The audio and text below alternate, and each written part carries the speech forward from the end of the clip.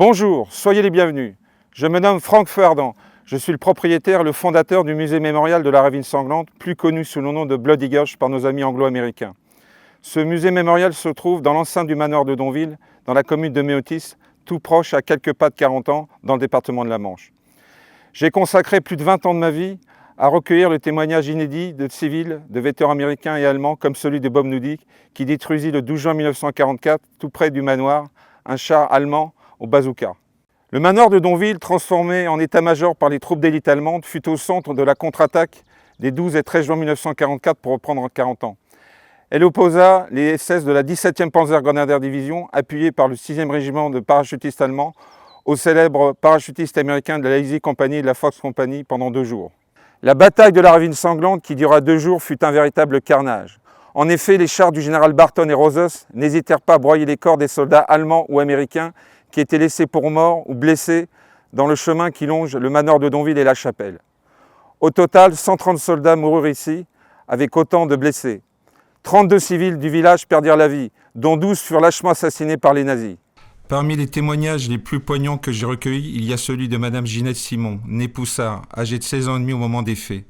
Elle était venue accompagnée avec son fils Jackie à l'occasion du 75e anniversaire de la bataille de Normandie pour se recueillir devant la maison d'échappée où avec sa mère, ses 2 sœurs et 12 autres civils, elle tenta de survivre dans une mare asséchée avec pour seule protection des fagots et des matelas. Madame Simon se souvient. Les troupes allemandes de choc occupaient le hameau de Donville et la maison où nous nous trouvions. Ils étaient de plus en plus tendus. Dès le lendemain de notre arrivée, nous virent les premiers parachutistes allemands qui montaient vers 40 ans pour défendre la ville. Certains n'étaient pas commodes du tout, et nous sentions la différence avec les troupes classiques. Il arrivait que les Allemands viennent chercher de la nourriture sur place et prennent leur repas dans la maison avec nous. Au fur et à mesure, nous entendions la bataille se rapprocher et les premiers obus tombèrent dans les champs, aux alentours ou sur les maisons voisines. La maison se remplissait d'Allemands qui nous demandaient de sortir de l'habitation et des bâtiments. Vers le 11 ou 12 juin, une division SS arriva à Donville pour stopper les Américains qui commençaient à sortir de 40 ans. Nous sentions la bataille se rapprocher de nous. Les Allemands nous demandèrent de nous mettre dans un lavoir asséché qui se trouvait juste derrière la maison d'échappée. Nous étions plus de 15 personnes à nous entasser avec une jeune maman et son bébé de 3 mois. Nous avions pour seule protection des matelas et des fagots au-dessus de nos têtes. Un soir, les officiers SS qui faisaient la fête dans la maison obligèrent les jeunes filles de mon âge à venir les rejoindre. Nous n'en menions pas large de peur d'être violés ou tués. Ils nous firent asseoir sur leurs genoux et nous donnèrent à boire, surtout pour nous saouler. Ils chantèrent dans leur langue maternelle que je ne comprenais pas. Et puis, miracle, ils nous dirent de partir nous cacher dans le lavoir et de ne plus en sortir.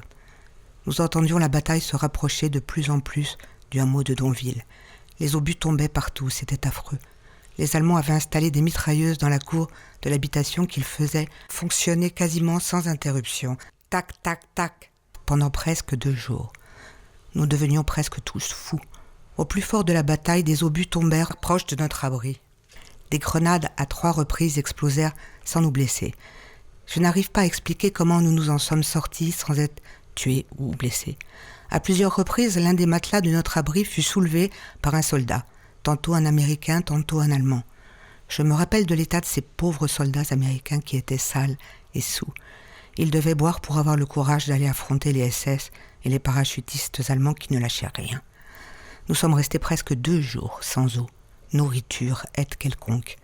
À la fin de la bataille, ce sont les Américains qui nous aidèrent à sortir de notre cachette.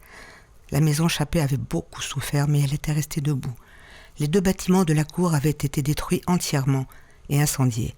Les arbres étaient déchiquetés. Il y avait des cadavres partout. Dans la cour, le jardin, dans les champs. Ma mère et moi, nous avons décidé de descendre la route de la chapelle qui se trouvait le long de l'habitation Chappet pour aller vers 40 ans. Je n'ai jamais oublié l'horreur de ce que j'ai vu ce jour-là. Les chars américains avaient roulé sur les corps des Allemands et de leurs compatriotes qui n'avaient pas eu le temps de s'enfuir ou de bouger du chemin, soit parce qu'ils étaient blessés, soit parce qu'ils avaient été surpris par la rapidité de l'attaque. C'est dur de voir cela lorsqu'on a 17 ans. Ma mère cachait les yeux de ma sœur de 12 ans pour ne pas qu'elle voie ces atrocités. J'ai une image que je n'ai pas pu oublier d'un jeune gamin allemand qui était broyé et coupé en 2 du côté droit par un char. De la main gauche qui était restée en l'air, il tenait une lettre écrite dans sa langue maternelle. Je me souviens qu'il y avait un chat dessiné sur cette lettre. Comment peut-on en arriver à faire des choses pareilles? C'est pas parce qu'ils étaient allemands qu'ils méritaient cela. J'ai vu plein de corps broyés par les chars, c'était atroce. Je me souviens également du corps d'un soldat américain en partie coupé en deux et broyé par un char qui était le long du chemin au pied du talus de la chapelle, et tout ce sang qui avait coulé en abondance dans la descente. Nous entendions dans le bruit de la bataille les cris des hommes atrocement mutilés. C'était abominable, c'était l'enfer. Aujourd'hui, encore ces images me hantent. Je ne sais pas comment nous avons pu survivre à ce carnage. Madame Simon échappa par miracle à cet enfer, avec ses 2 sœurs et sa maman, et finirent par regagner Tours-la-Ville dont elles étaient originaires. Elle est décédée 1 mois avant la cérémonie du 8 juin dernier, qui a été organisée au manoir de Donville en sa mémoire. Aujourd'hui, le musée mémorial de la Ravine sanglante vous accueille pendant toute la saison touristique pour vous raconter au travers de visites guidées insolites l'épopée de la famille Bucaille qui occupait le manoir de Donville pendant la Seconde Guerre mondiale. Vous pourrez toucher, porter et sentir du matériel d'époque retrouvé sur place ou aux alentours, découvrir le manoir de Donville, protégé par les monuments historiques avec ses jardins, et participer autour du 6 juin de chaque année à l'événementiel de qualité que nous organisons depuis 15 ans maintenant. Les réservations sont fortement conseillées sur notre site musée-blodigauche.com. Merci et à bientôt.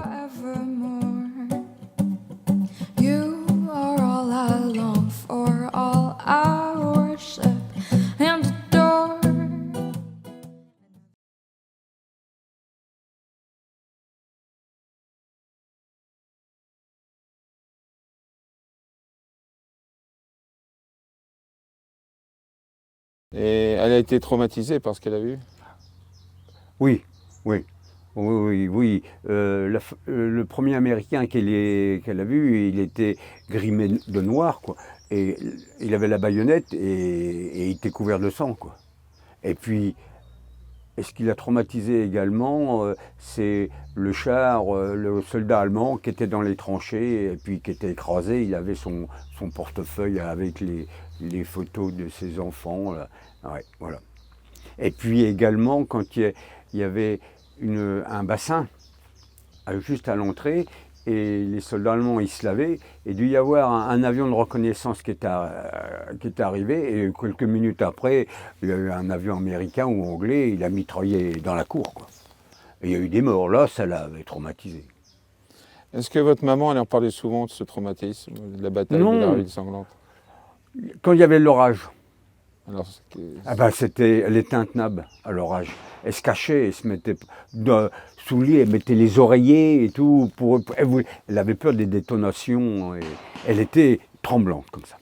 Ça lui rappelait le débarquement, quoi, la guerre.